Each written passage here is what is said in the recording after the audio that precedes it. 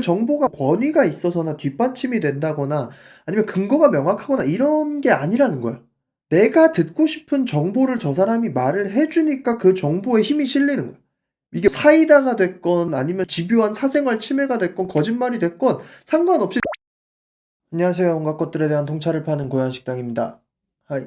사이버레카가 엄청 뜨다가 이제는 좀 정리가 되는 것 같아요. 여러 가지 안 좋은 일들도 있었고 구제혁 씨도 잡혀가고 카라큘라 채널도 날아가고 뻑가도 날아가고 이런저런 일들 사이에서 극단적이고 자극적인 사이버레카 채널들은 많이 없어지고 있는 것 같은데, 없어지고 있어도 또 생길 거라고 생각을 해요.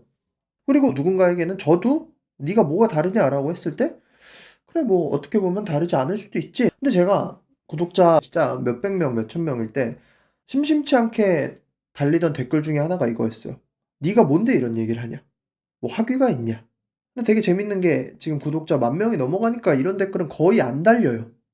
그러니까 이것도 웃긴 거죠. 그때나 지금이나 말을 하는 주체인 나는 똑같은데 그런 댓글이 달리고 안 달리고. 아무튼 사람들이 정보를 딱 들었을 때, 무슨 이야기를 딱 들었을 때 그거에 대한 근거를 찾아야 된다고 배우고 또 그렇게 교육도 받고 하지만 그 근거에 대해서 바로 생각을 해 보는 사람들은 별로 없어요. 예를 들어서 이런 거야. 내가 저 새끼가 싫어. A가 싫어. 근데 나중에 어디서 그걸 들어요. A가 알고 보니까 자기 친한 사람들을 매번 뒷담을 까고 다닌다. 저 새끼가 갈아치는 것도 엄청 많고 나쁜 새끼다. 이런 소문을 들었어. 그럼 내가 A를 원래 싫어하던 입장에서 그 소문에 대해서 딱히 더블 체크를 하지 않아.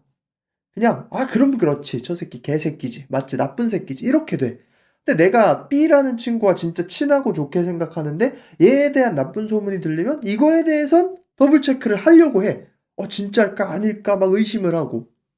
사람들이 어디서 듣고 와서 뭐 진짜 예민한 최근에 있었던 사고라든가 이런 것들에 대해서 여러 정보들이 너무 많잖아요. 유튜브랑 이런 데서 정보들이 너무 많은데 그거에 대해서 연구기관에서 나온 건지 학자들이 말한 건지 이름 있는 그래도 신문사에서 나온 건지 이런 거를 확인하지 않아요. 어디서 "카더라." 하면 "그렇구나." 하는 경우가 정말 많아요. 그래도 그나마 그 레거시 언론이라고 하는 조중동, 뭐 한겨레, 경향, JTBC, 채널A, TV조선, 레거시 언론이라고 하는 데들의 최후의 보루는 뭐냐면 생구라는 안 친다는 거야. 그래도 생구라 진짜. 진짜 이건 말도 안 되는 구라는 그래도 안 친다는 거야. 물론 그것도 이제는 잘 모르겠기는 한데 아무튼 그래서 신박한 정보들, 좀 놀랄 만한 소식들 막 어디에 막 몇천 명이 막 있어서는 안 될 사람들이 어딘가에 막 수천 명이 그 나라 국적 사람들이 막 있었다. 으아 막 이런 뉴스들 근거가 뭐냐라고 했을 때 그 뉴스를 기다리는 사람들에겐 근거는 별로 필요가 없는 거지. 여러 가지 그런 정보 유튜버들, 레카 유튜버들이 있는데 그들이 정보를 가지고 와서 또 나름 해석을 하죠, 어떻게든. 정보를 가져와서 내 말로 전하는 거는 해석이 다 들어가는 거니까 2차 가공이 된 거죠. 그럼 사람들이 그걸 습득해요. 그럼 많은 사람들의 선택을 받는 정보가 있고 많은 사람들의 선택을 받지 못하는 정보도 있어요. 결국에는 구독자가 많고 좋아하는 팬들이 많고 하면 그 정보가 선택이 되는 건데, 근데 그 선택이 되는 이유가 그 정보가 뭐 권위가 있어서나 뒷받침이 된다거나 아니면 근거가 명확하거나 이런 게 아니라는 거야. 내가 듣고 싶은 정보를 저 사람이 말을 해 주니까 그 정보에 힘이 실리는 거야. 이게 뭐 진짜든 아니든이 중요한 게 아니라 이게 사이다가 됐건 설득이 된 거건 아니면 집요한 사생활 침해가 됐건 거짓말이 됐건 상관없이 정보를 퍼날라 주면 사람들이 그거를 듣고 이게 내가 원하는 정보거나 아니면 도파민이 빵빵 터지거나 아니면 이 사람 입담이 재밌어서 라디오처럼 듣거나 이런 자기들의 니즈에만 맞아떨어지면 사람들은 그 정보를 소비하는 거예요. 애초에 내가 추측하던 방향과 맞아떨어지면 최고지. 재밌는데 내 생각이랑 비슷해. 그러면 이 사람에 대한 권위나 근거나 이런 걸 따지지 않는다고. 정치 유튜브나 뭐 이런 거 이쪽이나 이쪽이나 다 봤을 때 뭐 어디서 정치학 박사를 하고 이런 사람들의 유튜브 채널만 소비되는 게 아니잖아요.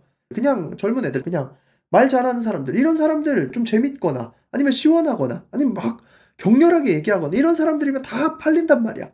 좌든 우든 정치 유튜브는 돈이 굉장히 많이 돼. 물론 둘 중에 하나가 왼쪽 오른쪽 중에 한 개가 돈이 좀 더 되기는 하는 것 같아. 결국에는 사람들이 다 정보를 논리적으로 생각해서 습득을 하는 것 같지만 결국에는 자기가 원하는 정보라면 딱히 논리를 구분하지 않는 거야. 근데 내가 생각하던 것과의 반대 의견이 나오는 정보가 갑자기 튀어나오면 갑자기 무슨 논리 철학자가 빙의돼 가지고 이 사람의 논리를 따지고 반박하고 그래요. 상대방 진영 논리 파악할 때는 IQ가 갑자기 뭐 수직으로 솟아. 꽉 솟아서 이게 왜 잘못됐고 왜 잘못됐고 왜 잘못됐고. 그러다가 이제 자기 쪽 진영, 자기가 원하는 말들 그런 거 들릴 때는 그냥 뇌 빼고 어허허 맞지 맞지 맞지 하고 넘어가고. 그래서 얘기하고 싶은 게 뭐냐 하면 정보의 권위 뭐 신뢰성 이런 게 중요한 시대는 끝난 거야. 끝났어. 신뢰성 있는 정보보다는 입맛에 맞는 정보가 훨씬 잘 팔려. 언론은 뉴스는 정보를 팔면 안 되는 거 아니에요? 아니에요. 언론은 애초에 원래 정보를 파는 사람들이었어. 늘 그랬어. 그러니까 잘 팔리는 쪽으로 안 갈 수가 없는 거야, 시장 자유주의 사회에서. 그래, 언론은 뭐 그렇다 치고 유튜브를 했을 때 중립 유튜브 같은 거를 하면 이쪽 어디도 가지 못한 사람들이 중립 유튜브를 하면 환호하는 게 아니라 이 양쪽에서 와서 욕을 해. 다 욕을 해. 양쪽에서 와서 다 욕을 하니까 팔리지도 않고 돈도 안 되고 힘들어. 애초에 그리고 중립이라는 건 불가능하죠. 어떻게 인간이 완전히 5대5의 균형 그 가운데 지점에 서 있을 수가 있겠어. 어디라도 조금이라도 치우칠 수가 있는 거지.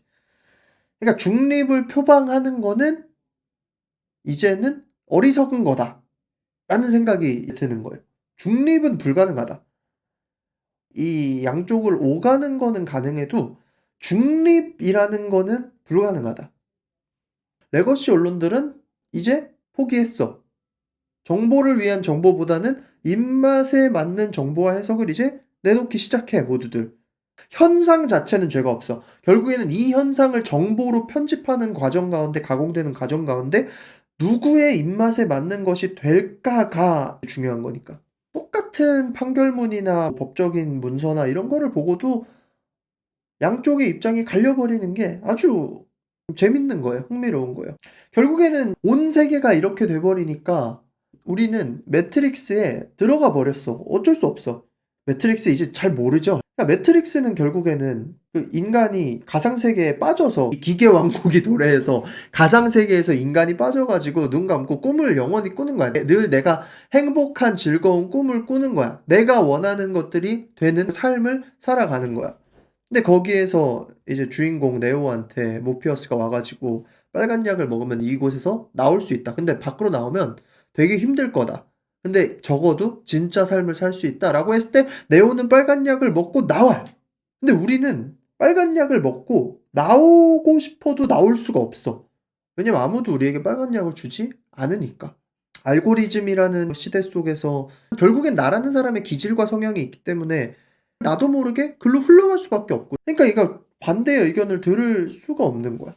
그리고 내가 나오려고 막 노력을 해봤자 이게 진짜 나온 건지 아니면 못 나온 건지 구분조차 힘들어지는 거고. 결국에는 정보의 권위는 중요해지지 않고 정보는 내가 입맛 따라 취사 선택을 하는데 내가 취사 선택하는지도 모르는 그런 상황에 이르러 버린 거죠. 그러니까 정보를 팔거나 뭔가 현상에 대해 해석을 할 때 사람들 입맛에 확실하게 맞는 어느 한쪽이라도 확실하게 입맛에 맞는 정보를 파는 게 제일 쉽게 돈을 버는 법이고 그게 아니라면 재밌게라도 하든가 이렇게 되는 것 같아. 그럼 그래서 뭐 어떻게 해야 될까? 답도 없는데. 이걸 어떻게 뭐 해결은 못 하죠. 해결보다는 '그럼 어떻게 살아야 될까?'라고 고민을 해 봤을 때 되게 윤리적으로 가더라고. 내가 틀릴 수 있다는 그 겸손함이 더 필요한 시대인 것 같다. 겸손이 좀 많이 중요하다. 결국엔 전체적으로 다 겸손이 사라져 버렸어. 그냥 내 말이 맞아. 다 내 말이 맞아. 선우가 뭔지는 모르겠어. 어느 순간 그 겸손함이 사라져 버린 사람들이 더 큰 힘을 갖게 되고 스피커가 더 커지고 이래서 사람들이 겸손을 포기한 건지 아니면 겸손이 포기된 시대여서 그 오만함이 더 올라간 건지는 모르겠지만 뭐 그 선을 따질 시간에 나라도 좀 더 그냥 겸손하게 그냥 '내가 틀릴 수도 있다.'라는 그 생각? '저 사람의 말이 맞을 수도 있다.'는 생각을 많이 해 보려고 노력을 하고 있어요. 근데 좀 어렵긴 하죠. 우리 인간 자체가 기질이 존재하니까. 결국에는 정보가 범람하고 기술이 발전하고 알고리즘이라는 것이 발전할수록 취향대로 사는 거는 좋은데 인간이 점점 갇히는 것 같아요. 아무튼 그렇습니다. 여러분들도 그런 시대 속에서 잘 살아남으시길 바랍니다. 구독과 좋아요는 영상 제작에 많은 도움이 됩니다. 그러면 빠이.